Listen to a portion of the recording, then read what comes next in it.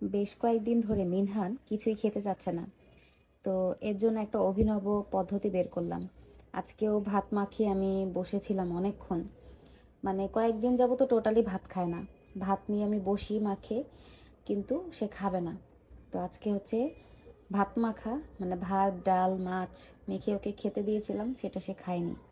পরে এই যে দেখতে পাচ্ছেন এই রোলটা, এটা হচ্ছে সেই ভাত মাখার রোল। কিভাবে দেখাবো, আমি কামড়ে দেখাই। এই যে ভেতরে ভাত মাছ, তারপর এই রোল বানিয়ে এখন তাকে দিচ্ছি। আর আপনাদের সাথে শেয়ার করব সে কি বলে, এটা খেয়ে তার কাছে কেমন লাগে, আপনারা দেখবেন। কেন এ খাও।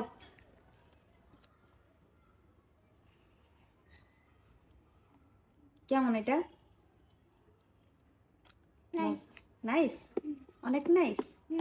মজা হয়েছে? ঠিক আছে খাও। ঠিক আছে, এখন থেকে তুমি এই রোলটা খাবে? তাই? খাও। এই রোলটা খেতে কিসের মতো লাগছে? কিসের মতো লাগছে বলো তো? রোলের মতো। রোলই তো। রোলটা কিসের মতো খেতে? টেস্টটা কেমন? টেস্টটা নাইস। নাইস, ঠিক আছে খাও। দাও। দিচ্ছি, এটা ফিনিশ করো। খুব টেস্টি। হুম, ঠিক আছে গাইস, এটা খুব টেস্টি তার কাছে, বুঝতে পারছেন? খাও খাও খাও, টেস্টি খাবার খাও। ঠিক আছে, এখন থেকে টেস্টি রোলই দিব তোমাকে, ওকে? খুব মজা। বাচ্চাকে খাওয়ানোর জন্য মায়েদেরকে যে কত রকমের কৌশল ব্যবহার করতে হয়, সেটা শুধু যে সকল বাচ্চারা খেতে চায় না তাদের মায়েরাই জানে। তো মিনহানকে এরকম মাঝে মাঝে অনেক কৌশল করে খাবার খাওয়াতে হয়।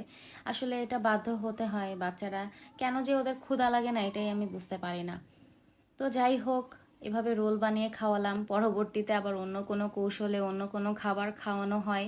এভাবেই চলতে থাকছে দিনের পর দিন। আপনারা কিভাবে আপনার বাচ্চাদেরকে কৌশল করে খাওয়ান অবশ্যই কমেন্ট বক্সে জানাবেন।